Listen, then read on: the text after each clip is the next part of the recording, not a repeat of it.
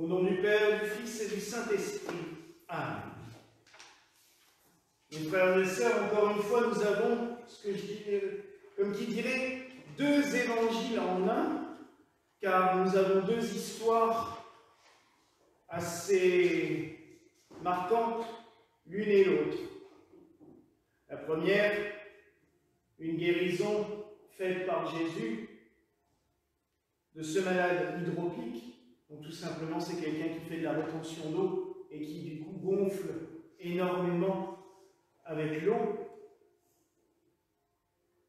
Mais ce miracle, ce n'est pas tellement l'intérêt de ce texte. C'est surtout qu'il intervient dans un contexte particulier. Jésus ne s'attaque jamais directement, sauf avec les marchands du temple, mais autrement, il ne va pas, j'allais dire, vulgairement, foutre le bordel. Il ne va pas là pour dire « Ah, c'est des conneries ce que vous racontez ». Non. Il pousse toujours les gens à l'interrogation. Est-ce que ce que vous dites est juste? Est-ce que on peut transgresser la loi pour une raison sainte? Là, en l'occurrence, nous sommes en Shabbat. Nous n'avons pas le droit de faire aucune action. C'est strictement interdit dans la religion juive. Est-ce que j'ai le droit quand même de guérir un malade? Personne n'est capable de lui répondre. Pourtant, ce sont des pharisiens, des gens qui prétendent connaître la loi sur le bout des doigts. En gros, ils connaissent le code civil de la religion par cœur. Mais là, ils sont muets. Parce que la question est bien plus élevée que tout ce que peut renfermer la loi. A-t-on le droit de laisser quelqu'un mourir sous prétexte de religion? C'est ça, c'est simple. Ils ne savent pas quoi répondre parce que la question, j'allais dire la réponse est déjà dans la question. A-t-on le droit de laisser quelqu'un mourir, tout simplement? Ben non. Si on peut faire quelque chose pour l'en empêcher, il faut le faire, il faut y aller. Et Jésus, c'est ce qu'il a fait. Il a soigné ce malade. Nous voyons bien, nous avons une de nos religieuses qui souffrent de cette maladie, on voit bien quand l'eau devient trop importante, si on ne fait rien, la personne meurt par étouffement. Jésus n'allait pas laisser cette maladie envahir ce pauvre homme. Et pourtant, on était en Shabbat. L'évêque qui m'a ordonné utilisait souvent cette phrase. Le Shabbat est fait pour l'homme, l'homme n'est pas fait pour le Shabbat. C'est-à-dire que le Shabbat, c'est ce jour de repos que le Seigneur nous a donné. Il le dit clairement dans l'Ancien Testament. Lui, au 7e jour, il s'est reposé de l'œuvre qu'il avait faite, et par la suite, c'est devenu, avec les commandements de Moïse, tu respecteras le Shabbat. Le 7e jour, tu sanctifieras le 7e jour. Malheureusement, de tout temps, on l'oublie. Du coup, on en a fait des règles très strictes. Et on peut sourire en disant, oui, avec leur Shabbat, ils sont stricts. Je vous rappelle quand même que dans les commandements de l'Église, jusque dans les années 60, tu sanctifieras le dimanche, sous peine de péché grave. Et on faisait apprendre ça par cœur aux enfants. Donc,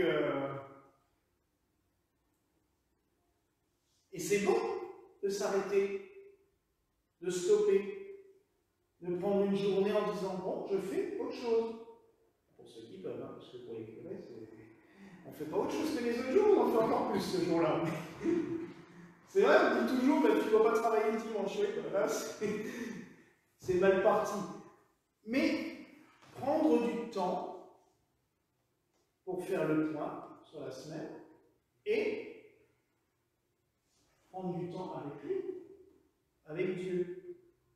Mais cela n'empêche quand même pas de soigner, d'aider celui qui en a besoin. Parce qu'à un moment donné, cette règle est devenue tellement stricte que même les médecins n'avaient pas le droit de soigner. Ben non, officiellement, on n'a pas le droit. Donc, ben tant pis. C'est quand la loi, quand la règle prend le dessus sur l'esprit, quand la lettre prend le dessus sur l'esprit. Et c'est ce que je vous dis souvent avec les évangiles. Il faut les prendre, non pas selon la lettre qui tue, mais selon l'esprit qui vivifie. Et malheureusement, souvent, des communautés religieuses prennent leur texte saint à la lettre. Petit morceau par petit morceau. Allez, alors ça, off. Et on en fait des sentences, on en fait des jugements. On utilise même cela comme des coups de couteau qu'on enfonce dans le cœur des gens. Paf! Ben non, non, non, non et non. Ce n'est pas ça que le Seigneur nous demande. Il nous a donné les commandements. Il nous a donné le sabbat, le 7e jour, pour se reposer. Les commandements pour nous guider, pour nous éclairer. Et heureusement, on le voit bien dans notre vie de tous les jours, s'il n'y avait plus de loi, ça serait un beau capharnaüm. Bon, après, nous, on est un pays où il y en a trop. On a, je crois, 15 fois plus de lois que tous les autres pays. Hein. Bon, parce qu'on légifère, on aime ça. Mais la loi, à l'origine, est là juste pour nous guider. Ce que disait Monseigneur Tugdual en parlant de la loi de Dieu, il disait c'est des saints rails pour notre vie. Bah oui. Mais cela ne doit pas être des prisons. La loi ne doit pas être une prison. On ne doit pas venir, j'allais dire, con et borné en disant ah mais non, la loi dit que. Par exemple, un cas souvent grave, l'avortement. Aucune église ne va militer pour, c'est sûr. Ça serait contre-productif et ça serait en sens inverse de l'évangile. La vie passe avant tout.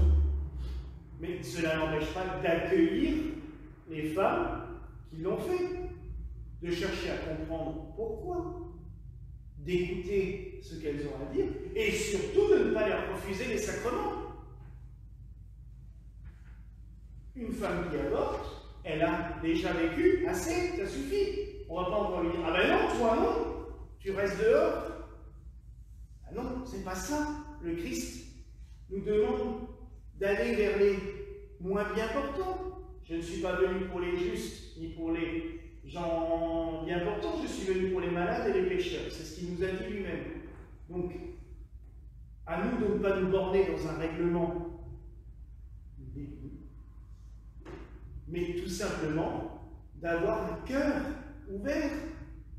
Les commandements de Dieu, c'est tout simplement d'être ouvert, d'accueillir l'autre, de l'écouter, de le conduire sur la bonne voie. C'est la miséricorde.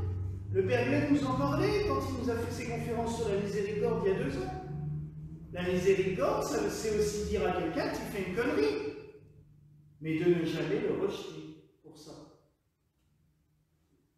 La miséricorde, c'est même, et je vous le dirai, demain, une femme viendra en me disant « Je l'ai fait 6 fois ». Ça arrive, hein. On en a des cas, j'ai avorté 6 fois. Là, il y a peut-être un problème. Donc la miséricorde voudrait que je ne la rejette pas, que je l'accueille, que je l'écoute. Mais ça ne m'empêchera pas, entre guillemets, de lui coller une baffe en lui disant « Là, il faudrait peut-être arrêter les conneries à un moment donné. » C'est pas une contraception comme tous les autres. Pareil pour un divorce. On accueille les divorcés dans l'église médicale. Mais quelqu'un vient me voir demain en me disant « C'est mon 6e mariage. » Je lui dirais « T'es sûr que tu veux que je le bénisse? Tu ne voudrais pas réfléchir plutôt si c'est nécessaire que tu le fasses encore une fois? Parce qu'à un moment donné, si 6 fois de suite ça ne marche pas, Il y a peut-être un autre souci. On va peut-être déjà essayer de régler ce problème-là avant de juste, vous voyez, accueillir l'autre, adapter les règles en fonction de chacun. Voir toujours avec les yeux du Christ. C'est les vœux de miséricorde qu'on a fait, nous, le clergé médicant, quand on rentre dans l'église, et on le répète tous les ans à la fin de la messe du synode. Que je vois avec les yeux du Christ, que je parle avec la bouche du Christ, que j'aime avec le cœur du Christ. Toujours, toujours, toujours. Et du coup, ne pas se retrancher derrière la loi pour faire du mal aux gens. La loi est là pour nous aider, pour nous éclairer, pour nous dire oui, tiens, dans tel cas de figure, en effet, il faut réagir comme cela, mais jamais elle ne doit servir d'arme pour frapper l'autre, pour le blesser, et encore moins, j'en viens à la deuxième partie de l'Évangile, pour se mettre en avant. Ceux qui viennent, moi je respecte les commandements, c'est pour ça que je dois me mettre à la première place. Oh, oh, oh, oh, oh. Et moi je respecte, on n'en sait jamais rien. C'est facile de dire moi je respecte, on n'en sait pas. Au fond de ton cœur, tu es sûr? Dieu, lui, il sait, il voit tout. Est-ce que dans ta conscience, tu es sûr de cela? Est-ce que tu es sûr que si le Seigneur vient là à l'instant, il va te dire, viens mon fils, assis-toi à côté de moi? Ou alors est-ce qu'il va dire, ah non, désolé, toi, là-bas. Il faut toujours réfléchir et penser à soi-même avant. Avant de lancer un jugement, avant de lancer une condamnation, réfléchir. Moi, j'en suis où? Ah, là, je ne suis pas clair sur ça. Ah bah sur ça non plus. Ah, sur ça, c'est pas génial non plus. Bon, on va peut-être éviter d'attaquer celui-là sur un truc, parce que moi, il y a au moins 5 ou 6 trucs qui ne sont pas réglés encore. Donc, hein? Je vais me mettre dans le coin, je vais attendre mon tour. Bah oui. C'est exactement ce que le Seigneur nous demande. D'avoir tout simplement cette humilité. De se dire, bah, je ne suis pas parfait. Je suis un homme avec des erreurs. J'ai des faiblesses. On en a tous. Et je peux vous dire que votre évêque est le premier à en avoir des faiblesses aussi. Il a des soucis, et tout n'est pas toujours réglé. Ah oui. Alors, prenons ce temps. Prenons peut-être aussi ce temps, comme le Christ, le Shabbat. Une fois par semaine, de prendre un peu de temps pour repenser à notre semaine en se disant, oui, bon, ouais, là c'est pas mal, ça va. Ce temps, prenons-le. Qu'est-ce qu'il y a à régler? Voilà, la semaine prochaine, je vais essayer d'améliorer ça. La semaine prochaine, j'essaie de remettre ça en place, parce que là, c'est pas bon. Et après seulement, je pourrais, entre guillemets, essayer de me mettre à une place près du Seigneur. Mais gardons cette humilité. Et c'est ce que le Seigneur reprochait souvent aux pharisiens. Vous vous mettez trop en avant, c'est pas bon. Ça sert à quoi? Restez humble, restez tranquille. Juste en accord avec le Seigneur, et le reste, ça viendra. À nous de prendre ce temps. Le soir aussi, avant d'aller se coucher, on peut toujours prendre 2 minutes pour dire, tiens, la journée, elle a été comment? Dans le temps, on le faisait, hein, la prière du soir, il y avait l'examen de conscience. Mais c'est pareil, on utilise toujours des termes un peu secs, examen de conscience. Aïe, aïe, aïe. Et dans le temps, c'était magnifique, parce que dans les livres de catéchèse et tout ça, on avait toute une liste. Ça, j'ai fait, ça, j'ai pas fait, ça, il fallait presque cocher le tableau. Des fois, ça devait bien, hein, mais bon. Pareil, on n'en est plus là. On doit être juste dans un dialogue d'amour avec Dieu. Seigneur, voilà, j'ai passé ma journée, j'ai fait ça et ça. Oui, là je sais, j'aurais peut-être pu éviter ça. Juste un petit dialogue d'amour avec un père qui nous aide. Discuter simplement avec lui. Un cœur à cœur avec Dieu pour voir où on en est. Et tout doucement, on se transforme. Tout doucement, on évolue. On grandit. On grandit. Le Seigneur nous dit d'être des petits-enfants, mais pour pouvoir toujours plus grandir vers lui, grandir en sa présence. Et ça, c'est beau. Alors oui, mes frères et sœurs, demandons à notre Seigneur de toujours nous permettre d'écouter ce qu'il a à nous dire, de ne jamais nous servir de ce qu'il nous a donné pour blesser ou faire mal à l'autre, mais d'écouter ce qu'il a à nous dire pour toujours plus aimer et mieux aimer les autres, aussi mieux nous aimer nous-mêmes. Parce que des fois, on se culpabilise pour des bêtises. Dans le temps, c'était un péché. On parlait du péché de scrupule. Les gens trop scrupuleux, qui s'accusaient de choses du matin au soir alors qu'ils n'en étaient même pas coupables. Parce qu'ils disaient, mot pour mot, non, ça c'est du scrupule aussi. Et généralement, quand on commence à se juger soi-même, on devient encore plus dur avec les autres aussi. Donc oui, Seigneur, aide-nous et éclaire-nous toujours. Et fais que nous puissions toujours nous mettre à ton écoute. Voilà les grâces, mes frères et sœurs, que je nous souhaite en ce jour au nom du Père, du Fils et du Saint-Esprit. Amen. Et que la paix du Seigneur soit toujours avec vous.